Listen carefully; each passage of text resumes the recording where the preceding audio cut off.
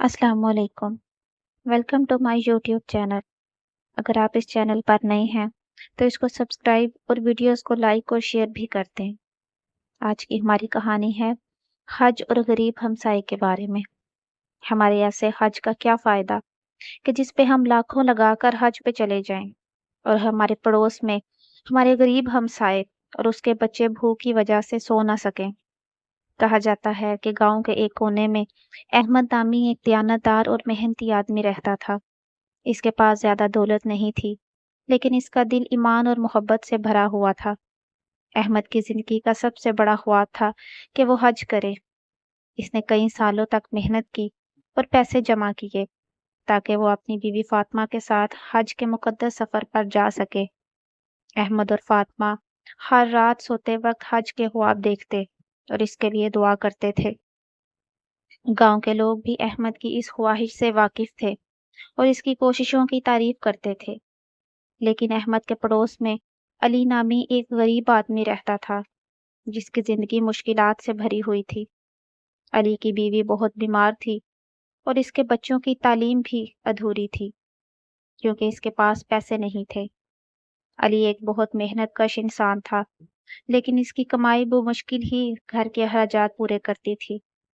अहमद जब भी अली को देखता था, इसका दिल भर आता था। वो जानता था कि अली के हालात बहुत ज्यादा खराब हैं, लेकिन वो भी अपने ख्वाब की तकमील के लिए कोशिश कर रहा था।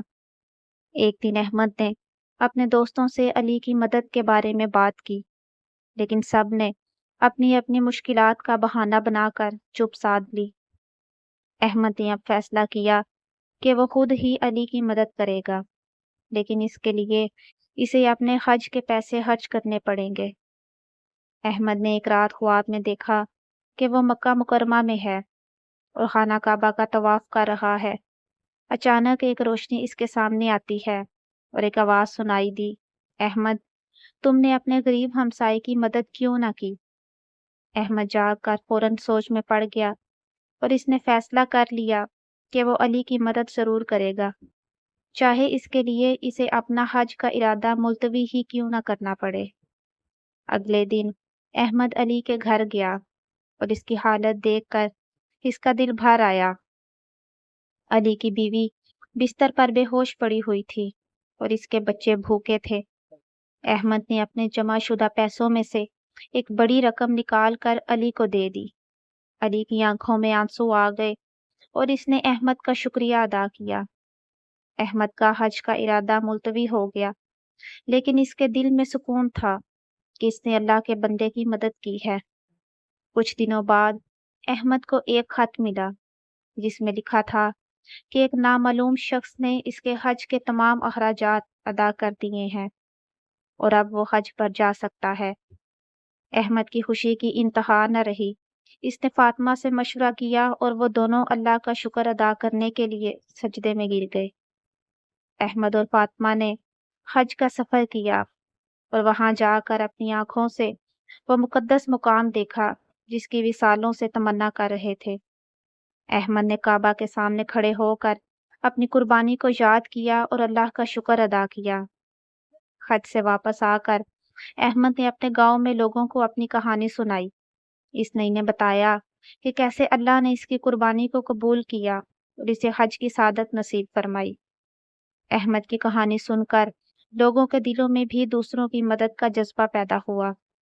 अहमद की ये कुर्बानी और अल्लाह की रजा की ये कहानी इसके गांव में हमेशा याद रखी गई और लोगों ने इसे एक मिसाल बनाकर दूसरों की मदद करना शुरू कर दी। अहमद की यह कहानी इस बात का सबूत थी कि अल्लाह कभी भी अपने बंदों को मायूस नहीं करता और जो दूसरों की मदद करता है, अल्लाह ताला इसकी मदद खुद करता है। अहमद की कहानी गांव में मशहूर हो गई और लोग इससे मशवरा लेने आने लगे। अहमद ने अली की मदद के लिए एक छोटी सी कमेटी बनाई जो गांव के गरीब लोगों की मदद करती थी। इसने अपने हज के तजुर्बात भी लोगों के साथ शेयर किए और इन्हें बताया कि कैसे अल्लाह ताला की रिजा हासिल की जा सकती है। अहमद की कुर्बानी और अल्लाह की रिजा की ये कहानी इसके गांव में हमेशा के लिए एक मिसाल बन गई और लोगों ने इसे अपनाकर अपनी जिंदगियों में बेहतरी लाई। احمد اور فاطمہ کی زندگی میں سکون اور خوشی آ گئی اور وہ ہمیشہ اللہ کا شکر ادا کرتے رہے۔ احمد کی کہانی ہمیں یہ سبق دیتی ہے کہ اللہ کی رضا حاصل کرنے کا سب سے بہترین طریقہ دوسروں کی مدد کرنا ہے، اور اللہ کبھی بھی اپنے بندوں کو مایوس نہیں کرتا۔ آج کی کہانی آپ کو کیسی لگی؟ کمنٹس میں اپنی رائے کا ضرور اظہار کریں۔